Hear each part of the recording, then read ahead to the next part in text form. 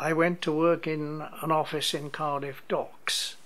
Most of my contemporaries who didn't go into any sort of manual employment, that's what they did. It was a very busy time in Cardiff docks. It was very, very busy with the coal export and shipping. And I went to work as what they called a junior clerk, but it's a euphemism for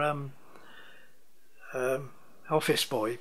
And there I used to stick stamps on envelopes and answer the telephone and deliver letters around the bay, Cardiff Bay. Well, there wasn't the bay then. It was Tiger Bay and Cardiff Docks area. And I worked first of all in the Exchange building, which is a renowned historic building and is still there in Mount Stewart Square. Unfortunately, the concern I worked for, which was called the French Coal Mission, was organised to coordinate shipping and coal exports, and the head office was in Paris. The next office in the UK, the head office in the UK, was in Cardiff Docks. But unfortunately, when the Germans walked into Paris, my job finished. The strange thing was that I personally never thought of becoming involved. It was always older people who were going to fight the war.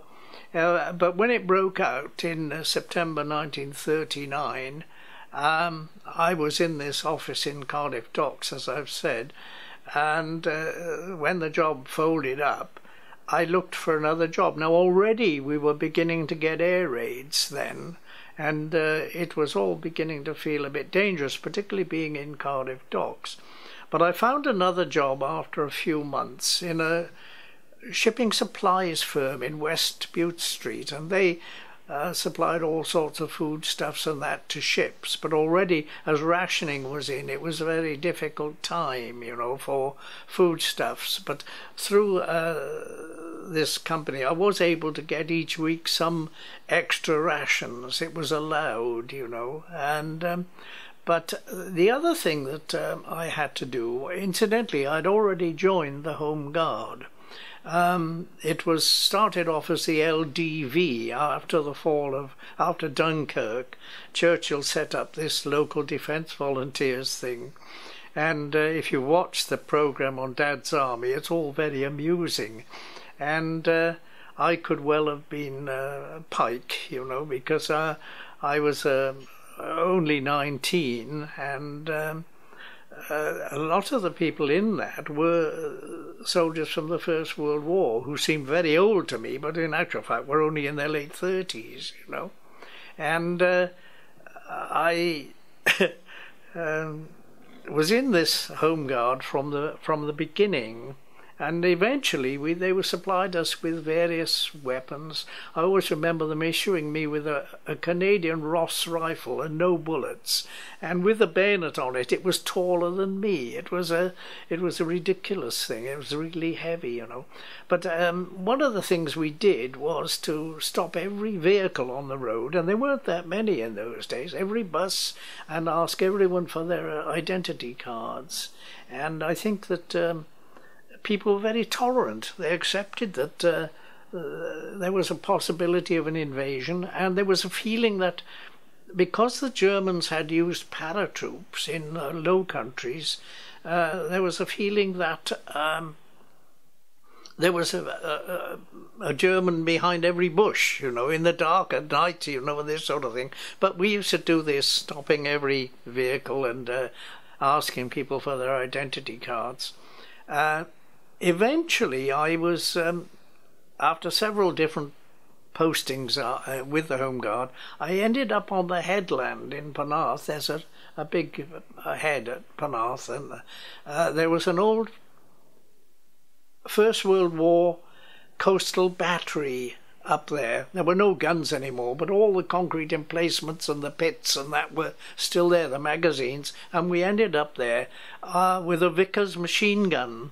And it was a wonderful weapon. It's one of these big guns that you sit behind, you know, and water cooled. But we never fired it. We used to carry it all about the countryside on a Sunday, you know, and I was the number 2 on the gun, and it had a very big tripod, and you carried the tripod with the 2 legs over your shoulder, and the spade, that was the back leg, down your back, and it weighed 56 pounds, and it was an incredible thing. But we learned how to strip it and all that sort of thing, you know. And when the air raid warning sounded, we had to report straight away, and this is what we used to do. And in one night in particular, there was an air raid on, and it was they